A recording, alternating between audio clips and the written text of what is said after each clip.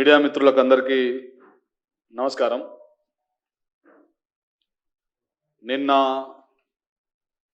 Adilabad parliament సంబంధించి కాంగ్రెస్ వేదికపై ఒక తలకాయ లేనటువంటి ఔలేగాడు అద్దంకి దయాకర్ మాట్లాడినటువంటి విషయాలు ఏవైతున్నాయో ఈ హిందూ సమాజం అంతా ఒకసారి ఆలోచన చేయాల్సిందిగా విజ్ఞప్తి చేస్తా ఉన్నా. వారి దయాకరు నువ్వు మాట్లాడుతున్నటువంటి లాంగ్వేజు, నువ్వు మాట్లాడినటువంటి భాష ఏదైతున్నదో అసలు ఏంద్రా బాబు నువ్వు మాట్లాడేది? నీకన్నా అర్థమవుతున్నదా? గతంలో ఈ దేశం కన్నా పాకిస్తాన్ ఏం చేసిందని పాకిస్తాన్ సంబంధించినటువంటి ప్రేమికుడు అయినావు. నిరంతరం ఈ దేశ వ్యతిరేకం సంబంధించినటువంటి మాటలు మాట్లాడేటటువంటి అద్దంకి దయాకరు నాకు అనిపిస్తా ఉన్నది, వానికి ఏమైనా మరి పిచ్చుకుక్క అటువంటిది ఏమైనా గడిచిందా, లేకుంటే కాంగ్రెస్లో ఏమైనా అయితే అవులే మాటలు మాట్లాడుతుండా అనేది ఒక అనుమానం కొడతా ఉన్నది. కానీ ఏదైనా లాంగ్వేజ్ మాట్లాడుతూ ఉంటే ప్రతిపక్షాల మీద మాటలు మాట్లాడే విధానం ఏదైనా ఉంటుంది కామన్గా. వాడు నిన్న మధ్యాహ్నం మరి ఏమైనా డ్రగ్స్ కింద తీసుకున్నాడో లేకుంటే తాగిండో, నాకైతే తాగినట్టే కనిపించింది. ఊగిపోతా ఉన్నాడు వేదిక మీద.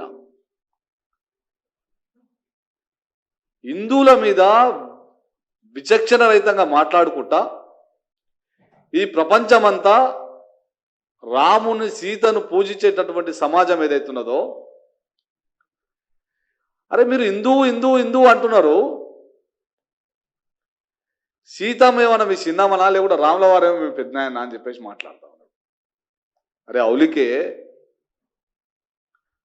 అరే తలకాయలైనటువంటి దయాకరు, నీకు రాముడి చరిత్ర తెలియదు, సీత చరిత్ర తెలియదు, ఈ భారతదేశం సంబంధించినటువంటి చరిత్ర తెలియదు, హిందూ సమాజం చరిత్ర తెలియదు నీకు.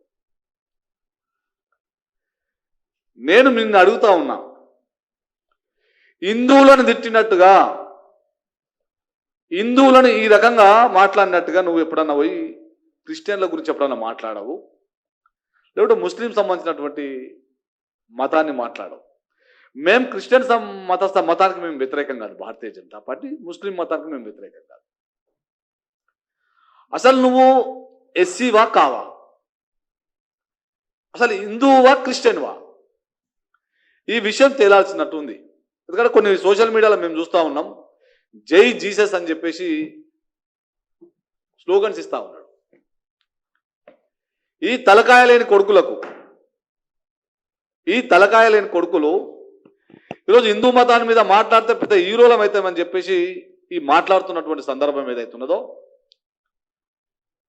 వారి దయాకర్, అరే నువ్వు హిందూ మతం జోలికి వచ్చినా, హిందువుల గురించి మాట్లాడినా బట్టలు ఇడుకు కొడతామని చెప్పేసి హెచ్చరిస్తా ఉన్నావు. ఈరోజు హిందూ సమాజాన్ని తిట్టావు, నువ్వు భారతీయ జనతా పార్టీ సంబంధించినటువంటి వ్యక్తిని తిట్టినా నువ్వు ఫీల్ అవుతున్నట్టున్నావు. కానీ దేశంలో ఉన్నటువంటి ఆరాధ్య దైవంగా పూజించేటటువంటి రాముల వారిని, సీతను వ్యంగ్యంగా మాట్లాడినటువంటి నువ్వు ఈరోజు హిందువులను అందరిని తిట్టినట్టే. అంటే నువ్వు తిట్టినావంటే నీ కాంగ్రెస్ పార్టీ మొత్తం ఈ రకంగా తిట్టిపిస్తుందా నీతో అని చెప్పేసి మాకు అనుమానం ఉన్నది. నిన్న ఆ వేదిక మొత్తం రాహుల్ గాంధీ గారి వేదిక కాబట్టి రాహుల్ గాంధీ గారు ఏమైనా తిట్టమన్నారా? ఇక్కడ ఉన్నటువంటి రాష్ట్ర ముఖ్యమంత్రి రేవంత్ రెడ్డి గారు ఏమైనా తిట్టమని చెప్పారా? ఎంత ధైర్యం, అంత ధైర్యం ఏంది?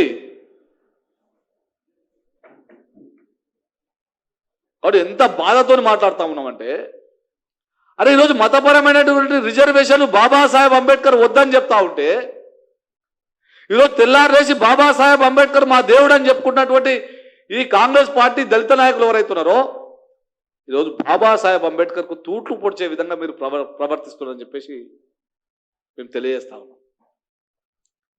వాడు రాజ్యాంగాన్ని మార్చాలని చెప్తాడు, ఓ రిజర్వేషన్ మారుతారు, తెల్లారు లేస్తే భాగవతం లెక్క మాట్లాడుతూ ఉన్నారు. అరే దేశం సంబంధించినటువంటి ప్రధానమంత్రి నరేంద్ర మోడీ గారు నేను బ్రతుకున్నంత వరకు ఈ రాజ్యాంగాన్ని రిజర్వేషన్లు ముట్టుకున్నట్టు లేడు లేడు లేడు అని చెప్తా ఉంటే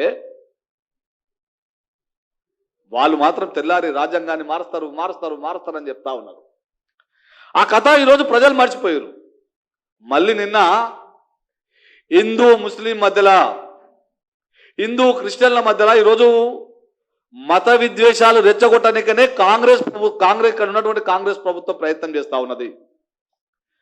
ఇలా 100కు 100 వాళ్ళు అద్దంకి దయాకర్ తోని రేవంత్ రెడ్డి గారే మాట్లాడిచ్చిర్రు, అద్దంకి దయాకర్ తోని రాహుల్ గాంధీ గారే మాట్లాడిచ్చారు. ఈ దేశంలో ఈ రాష్ట్రంలో మళ్ళా హిందూ ముస్లింల మధ్యలో ఈ మత విద్వేషాలు రెచ్చగొట్టాలి, మళ్ళా కాంగ్రెస్ పార్టీ లాభం చెందాలి అని చెప్పేసి ఆ రకంగా మాట్లాడుతున్నటువంటి వైఖరికి మాకు కనిపిస్తా ఉన్నది. ఏంది అమిత్ షా గారిని తిడతావా? ఈ దేశ ప్రధాని నరేంద్ర మోడీ గారి మీద మీరు చేసినటువంటి వాక్యాలు, అరే అవులే ఒక్కసారి తెలుసుకో, ఒకసారి నరేంద్ర మోడీ గారి జీవిత చరిత్రను తెలుసుకో, ఒకసారి అమిత్ షా గారి జీవిత చరిత్రను తెలుసుకో. అంటే నీకేం అర్థం అవుతుంది రా? నీకు 2, 3 అయినట్టున్నాయి. ఇంటర్నల్గా ఎన్ని అయినావో మాకేం తెలియదు, లగ్గాలు ఎన్ని అయినావో నీకు తెలియదు, ఎవరికి తెలియదు కదా ఎన్ని లగ్గాలు చేసుకుంటారో.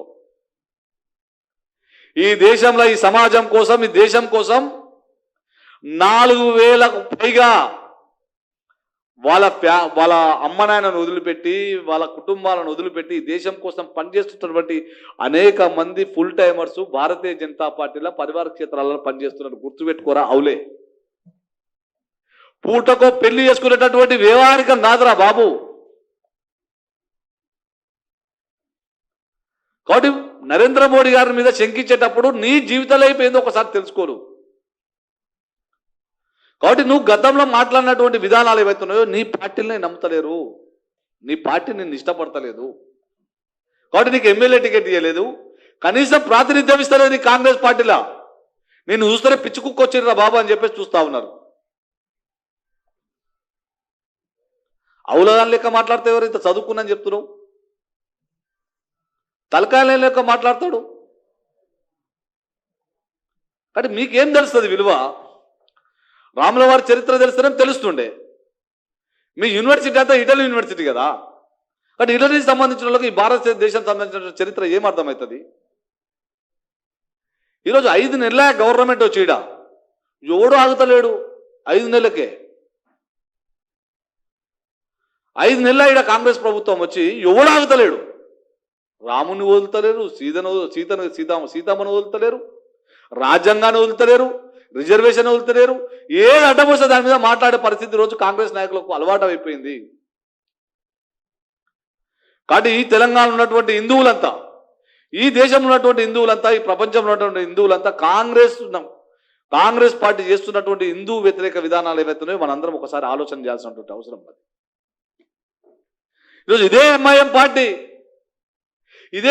పార్టీ ఈరోజు మాట్లాడినటువంటి అద్దంకి దయాకర్ అనేక మంది దళితుల మీద ఎంఐఎం నాయకులు దాడులు చేసి చిత్రహింసలు పెట్టి మానభంగాలు చేస్తే ఒక్కనా కొడుకు ఈ కాంగ్రెస్ నాయకులు ఈ అద్దంకి దయాకర్ గారు ఒకనాడు మాట్లాడాడు.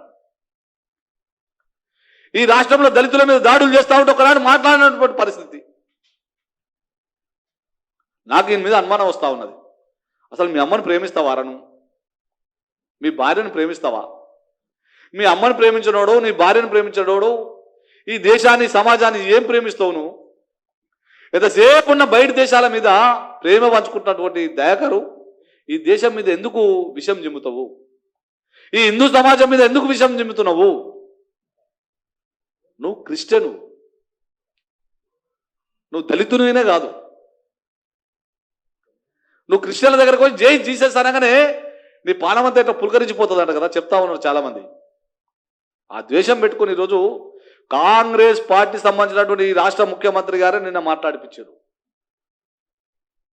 ఈ మీ దేశ నాయకుడు మీ నేషనల్ లీడర్ సంబంధించినటువంటి రాహుల్ గాంధీ గారే హిందువుల మీద ఈ రకంగా మాట్లాడమని చెప్పేసి నేను పంపించడం జరిగింది.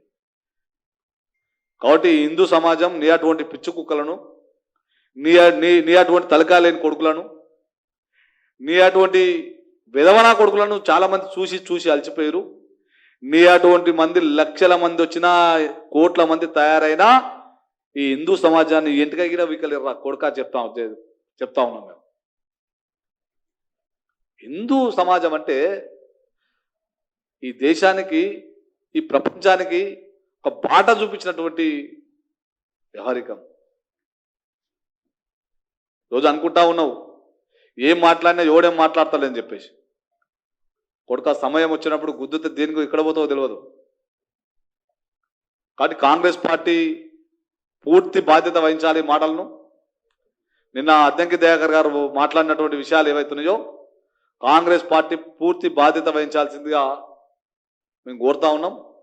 కాబట్టి రాబోయే రోజుల్లో ఖచ్చితంగా ఈ హిందూ వ్యతిరేక కాంగ్రెస్ పార్టీ ఏదైతున్నదో, ఓట్ల కోసమే పబ్బం గడుపుకుంటున్నటువంటి కాంగ్రెస్ పార్టీ ఏదైతున్నదో, వీరంతా అంబేద్కర్కు వ్యతిరేకంగా మాట్లాడతారు, రాజ్యాంగానికి వ్యతిరేకంగా మాట్లాడుతూ ఉంటారు, రిజర్వేషన్లకు వ్యతిరేకంగా మాట్లాడుతూ ఉంటారు. ఈరోజు ఈ దళిత సమాజానికి వ్యతిరేకంగా మాట్లాడేటటువంటి పార్టీ నాయకులు కాంగ్రెస్ పార్టీ నాయకులు, కాంగ్రెస్ సంబంధించినటువంటి వ్యక్తులు. కాబట్టి దయాకర్ గారు నీ ఒళ్ళు ఓనమయ్యేదాకా చూసుకోవద్దని మేము విజ్ఞప్తి చేస్తా ఉన్నాం. నువ్వేదో పుచ్చుకుక్క లేక మాట్లాడితే భరించేటటువంటి సమాజం హిందూ సమాజం లేదు. కాబట్టి నిన్ను మీ కోమటిరెడ్డి భదర్సే భరించలేదు, ఈ హిందూ సమాజం ఏం భరిస్తుంది? కాబట్టి నీకు బాధ్యత లేకనో పోస్ట్ లేకనో ఒక ఎర్రెక్కిన లెక్క మాట్లాడుతూ ఉన్నావు, తాయినోని లెక్క మాట్లాడుతూ ఉన్నావు, డ్రగ్స్ తీసుకొని మాట్లాడినట్టు మాట్లాడుతూ ఉన్నావు. ఇమీడియట్లీ రాష్ట్ర ప్రభుత్వం పోలీస్ శాఖ వానికి డ్రగ్స్ చెక్ చేయాల్సిందిగా మేము విజ్ఞప్తి చేస్తా ఉన్నాం. ఎందుకంటే ఏం మాట్లాడుతున్నా తెలుస్తలేదు కదా, ఏం చేస్తున్నా తెలుస్తలేదు కదా. కాబట్టి హిందూ సమాజం మీద ఎవరు మాట్లాడినా రాబోయే రోజుల్లో ఖచ్చితంగా ప్రతిచర్య ఉంటుంది. మీ ఒళ్ళు దగ్గర పెట్టుకొని నాలుక దగ్గర పెట్టుకొని మాట్లాడితే మంచిగా ఉంటుందని చెప్పేసి హెచ్చరిస్తా ఉన్నాం. రాబోయే రోజుల్లో ఖచ్చితంగా ఈ హిందూ సమాజం అంతా ఈ కాంగ్రెస్ పార్టీకి గుణపాఠం చెప్పే రోజులు దగ్గరలో ఉన్నాయి. మళ్ళొకసారి మీడియా మిత్రులకు అందరికీ నేను విజ్ఞప్తి చేస్తా ఉన్నా, తెల్లారు లేచి మాట్లాడుతున్నటువంటి ఈ కాంగ్రెస్ నాయకులు దళితుల మీద, రాజ్యాంగం మీద, రిజర్వేషన్ల మీద ఇటువంటి పిచ్చినా కొడుకులు ఉన్నంత రోజులు ఈ రాజ్యాంగాన్ని కానీ ఈ రిజర్వేషన్లు కానీ తీసేటటువంటి నాయకుడు ఈ భూమి మీద పుట్టడిగిన ఇలా ఎవరికి అనుమానం లేదు. కాబట్టి రోజుకో ఏదో రకంగా భారతీయ జనతా పార్టీని బదలాం చేయాలనో, ఈ హిందూ సమాజాన్ని బదలాం చేయాలని చెప్పేసి మాట్లాడుతున్నటువంటి కాంగ్రెస్ నాయకులకు ఖబర్దారాన్ని హెచ్చరిస్తూ మరొకసారి అద్దంకి దయాకర్ మా అమ్మ సీతమ్మనే ఈ హిందూ సమాజానికి అందరికీ సీతమ్మని అమ్మలేకనే భావిస్తాం, రాముల వారిని మా దైవంగా భావిస్తాం. మరి మీరు మాట్లాడినటువంటి మాకు నిజంగా ఆ రకంగా అయితే మరి మీరు మొక్కేటటువంటి దేవుళ్ళకు, మీరు మొక్కుతున్నటువంటి దేవుళ్ళు మరి మీకు ఏమవుతారో మీరు ఆలోచన చేయాలి. మాకు సంస్కారం అడ్డం వస్తుందని చెప్పేసి మాట్లాడలేకపోతున్నాం. కాబట్టి ఈ రకంగా భాష మంచిది కాదు. పార్టీలైనా ఏ పార్టీ అయినా సరే, ఏ నాయకుడైనా సరే ఒళ్ళు దగ్గర పెట్టుకొని మాట్లాడితే మంచిగా ఉంటుంది. ఎలక్షన్లు వచ్చినప్పుడే రాజ్యాంగాలు యాదకొస్తే, ఎలక్షన్లోప్పుడే రిజర్వేషన్లు యాదకొస్తే, ఎలక్షన్లు వచ్చినప్పుడే ఇటువంటి హిందూ మతాల మీద మాట్లాడేటటువంటి వ్యవహారికం నడుస్తూ ఉంటుంది. కాబట్టి ఏదేమైనప్పటికీ ఈ పద్ధతి మంచిది కాదు. దీనికి పూర్తి బాధ్యత ఈ రాష్ట్ర ముఖ్యమంత్రి రేవంత్ రెడ్డి గారు, రాహుల్ గాంధీ గారే పూర్తి బాధ్యత వహించాల్సిందిగా చెప్తూ, ఈ హిందూ సమాజానికి ఖచ్చితంగా కాంగ్రెస్ పార్టీ క్షమాపణ చెప్పాల్సిందే. రాహుల్ గాంధీని రాబోయే రోజుల్లో ఖచ్చితంగా ఈ హిందూ సమాజం వారు మాట్లాడినటువంటి విధానం ఏదైతుందో దానికి ప్రతిచర్య తప్పకుండా ఉంటుందని చెప్పేసి హెచ్చరిస్తా ఉన్నాం. ధన్యవాదాలు.